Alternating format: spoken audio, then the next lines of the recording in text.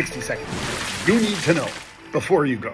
All right, take a look at Qualcomm because it's moving to the downside today, as is Intel, as is AMD.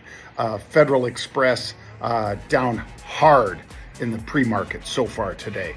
Now, as far as the big winners, well, IBM's up 11%, ServiceNow NOW is up 11%, and Cadence Design CDNS also moving to the upside by about 9%.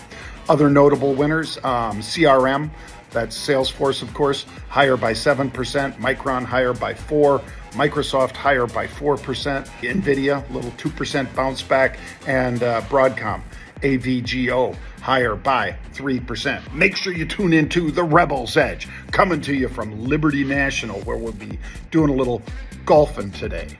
Bang! See you then.